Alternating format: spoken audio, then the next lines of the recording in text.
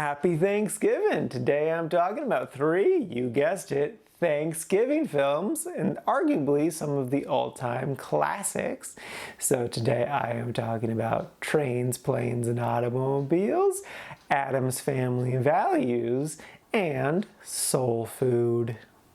First up is Planes, Trains, and Automobiles. This is a 1987 John Hughes film starring Steve Martin, my eighth one of him so far this year, and also John Candy. And I have seen this film before, but it's been a while, and I definitely forgot some bits and pieces. Though it's still great, it definitely holds up. If you've never seen it before, I wholeheartedly recommend it. The basic premise is Steve Martin is trying to go from New York to Chicago so he can have Thanksgiving dinner with his family. Unfortunately, anything that can go wrong does go wrong. So it takes him several days to make it there. And it's great, it's hilarious. Steve Martin is a masterclass in physical comedy, and John Candy, he works so great at, like, in a sense, playing the straight man. He's just like a big, humble, like, fun-loving guy who just loves talking to people and being a considerate person. And Steve, you know, he's just frustrated at the situation, and he just puts it on John's character just because he's, you know, an easy target, like they say in the film. And it's so great. It's hilarious, it's ridiculous, but it still works and is believable for the most part.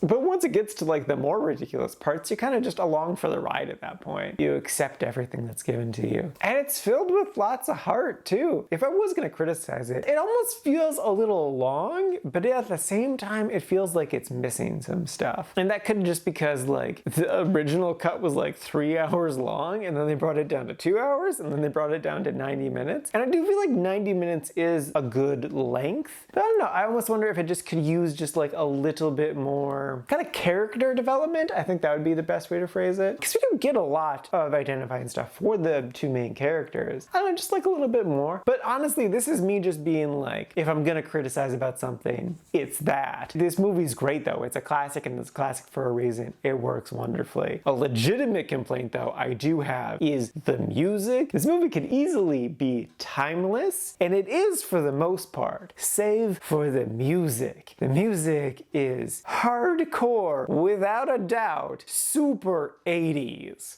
And just as an aside, I don't like 80s music, like in particular this style of 80s music, just all that synth and whatnot. Ugh. So I legitimately don't like that. But it's easy to overlook that because everything else in this movie is just fantastic. It's great. Highly recommend. Love it. Terrific. Yeah.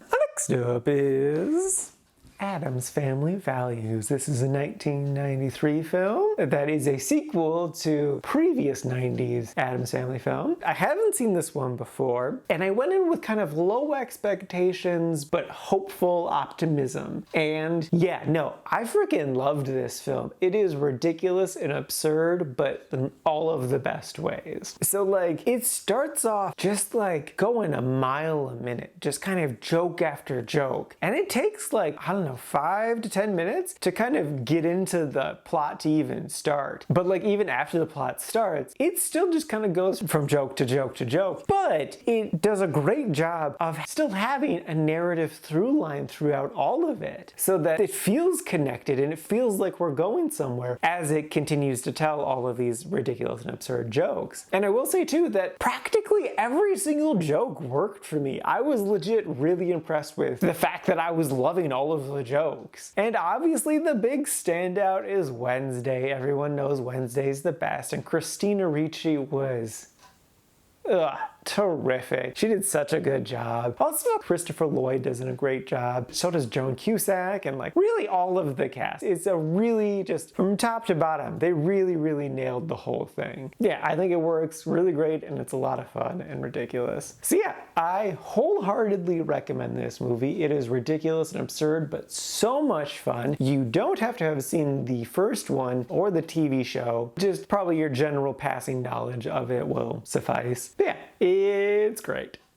And lastly is Soul Food. This is a 1997 film, and it's interesting. I went into this movie kind of cautiously because I just had a feeling that it wasn't gonna exactly be my vibe. And I think the best way to describe this movie is it's very much so like R&B. I recognize that R&B is a genre of music, it's a very popular genre of music. A lot of people like it, but I don't really like it. It's not really for me. It doesn't connect with me. It still was nice, and I definitely enjoyed a good chunk of this movie, but it was kind of fighting an uphill battle a lot of the time for me. So the basic premise is it's about these three adult sisters and how their mother always brings the whole family together every Sunday for Sunday dinner, bringing the family together over a big, delicious, calorie-filled meal. But this family is kind of being loosely held together by Big Mama, and once she gets sick, it all kind of falls apart. I definitely love the heart of this movie about, appreciating family and trying to keep things together. And I definitely like the romance. That was fun. One of my biggest issues was with the end point to one of the stories. One of the husbands was a convicted felon, so he's been having difficulties finding a job. I love that story in general. That's really, really good. I did get frustrated though, because there's a scene where he finally admits to his wife that he's been struggling to find a job. He's trying his damnedest to get a job and to go straight, but he just frickin' can't. But they undercut that whole scene with 2 penis jokes, and that's dumb. But then the end of that story, she gets him a job, unbeknownst to him, but then it's later revealed that she did, and he loses it, and it takes a bit for everyone to find out why he lost his shit, but then it's revealed, oh, it's because,